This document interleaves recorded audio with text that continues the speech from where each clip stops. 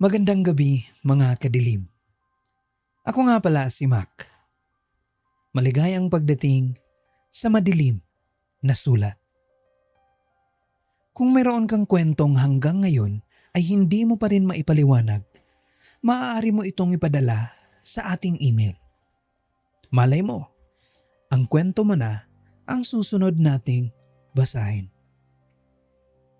Ang kwentong ito ay ipinadala ng isang viewer na humiling na wag na nating banggitin ang kanyang tunay na pangalan. Tawagin na lamang natin siyang Karen. Ganito ang laman ng kanyang sulat.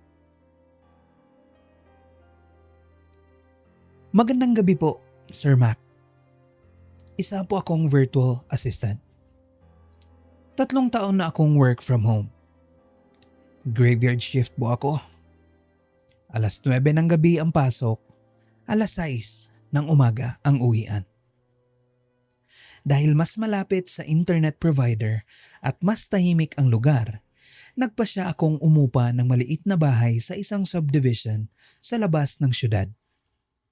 Murang renta, malakas ang internet, tahimik ang paligid, sakto para sa trabaho. Nung una, akala ko jackpot na ang nahanap kong bahay. Di ko alam, may dahilan pala kung bakit halos walang gustong umupa roon.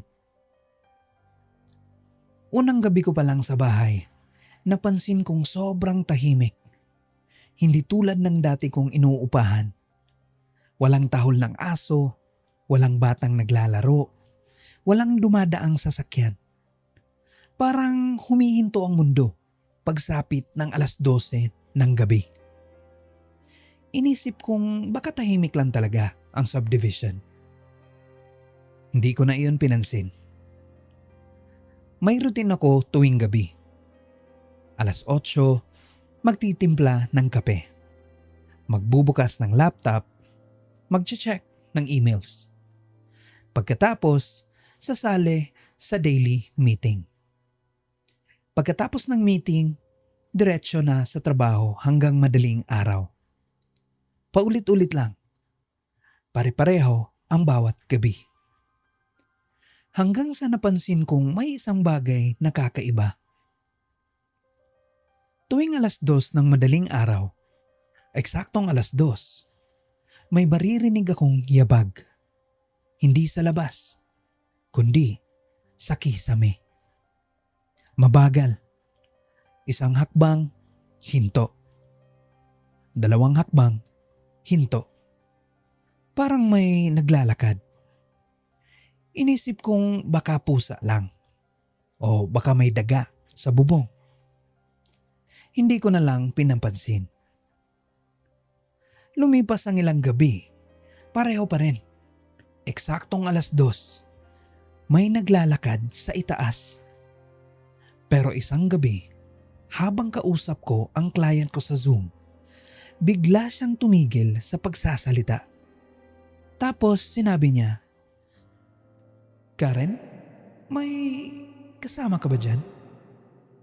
Napatingin ako. Solo lang po ako."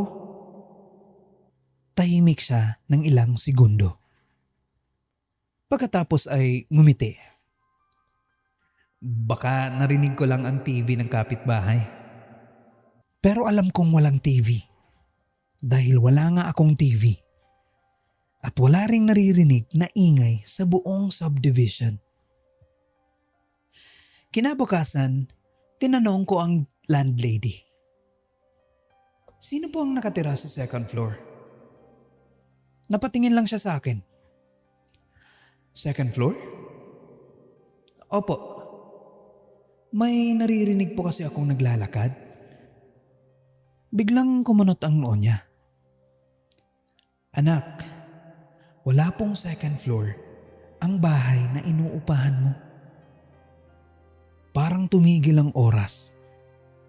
Dahan-dahan kong tinaas ang tingin ko sa kisame. Tama siya.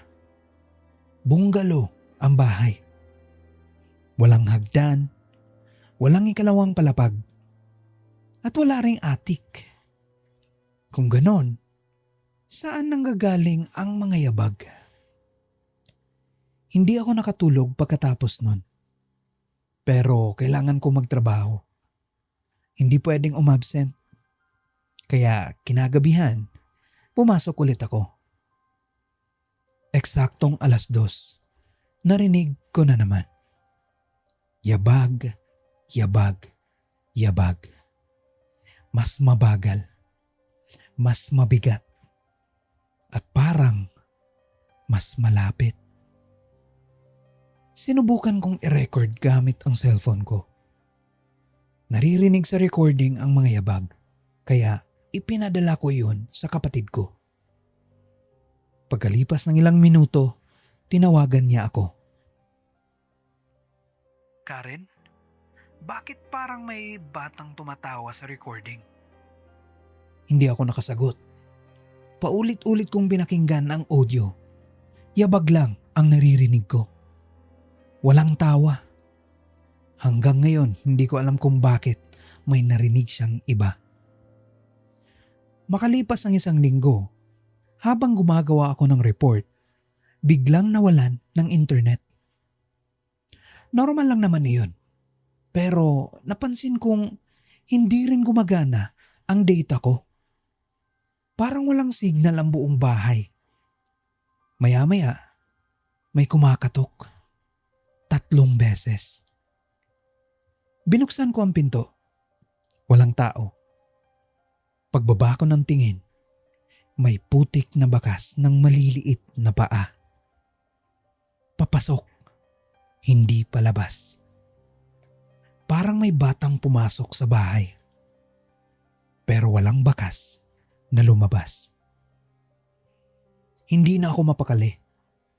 Kinabukasan, naglagay ako ng maliit na CCTV camera sa sala. Sakto ang kuha nito sa pinto at sa mesa kung saan ako nagtatrabaho. Buong gabi, walang nangyari. Hanggang 2:00. Narinig ko na naman ang mga yabag. Pero sa pagkakataong iyon, hindi na sa kisame. Nasa likod ko na. Hindi ako lumingon. Hindi ko alam kung bakit. Pero pakiramdam ko, kapag lumingon ako, may makikita akong hindi ko na makakalimutan. Pagdating ng umaga, binuksan ko ang recording ng CCTV.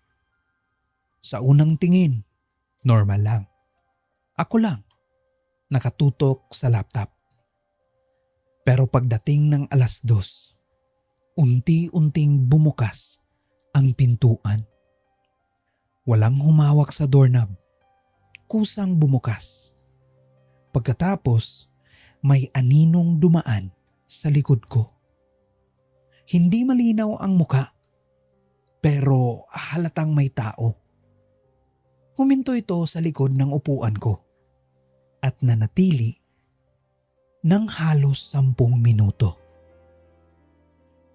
Ako, hindi ko man lang napansin. Agad kong tinawagan ang landlady. Ipinakita ko ang video. Bigla siyang namutla. Tapos sinabi niya, "Alam ko na kung bakit mababa ang renta." Noong una raw, may isang mag-inang umupa sa bahay. Ang nanay ay call center agent. Graveyard shift din. Isang gabi, hindi na raw sila lumabas ng bahay. Kinabukasan, natagpuan silang pareho ng wala ng buhay. Simula noon, wala nang tumatagal na umuupa. Lahat daw ay may naririnig. May nakakakita, may bigla na lang umaalis. Hindi ko alam kung bakit hindi niya sinabi sa akin yon bago ako lumipat. Kinahapunan din ng araw na iyon, nagimpake ako. Hindi ko na hinintay ang susunod na gabi. Habang inilalabas ko ang huling kahon, napatingin ako sa bintana. May batang nakatayo sa loob. Nakatitig lang sa akin. Akala ko guni-guni. Kumurap lang ako. Nawala na siya. Lumipas ang halos 1 taon. May sarili na akong inuupahang apartment. Mas maliit, mas mahal. Pero tahimik ang isip ko. Hanggang isang gabi, habang nasa meeting ako, nagtanong ang client ko, "Karen, may bata ba dyan sa likod mo?" Hindi ako lumingon. Hindi ko na kailangang lumingon.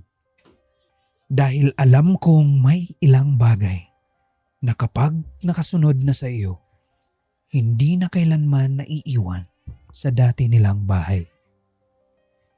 Maraming salamat po, Sir Mac. Hanggang ngayon, hindi pa rin ako nagtatrabaho ng nakatalikod sa pintuan. At hindi na rin ako pumapasok sa meeting nang nakapatay ang ilaw. Sana ay wala nang makaranas ng naranasan ko.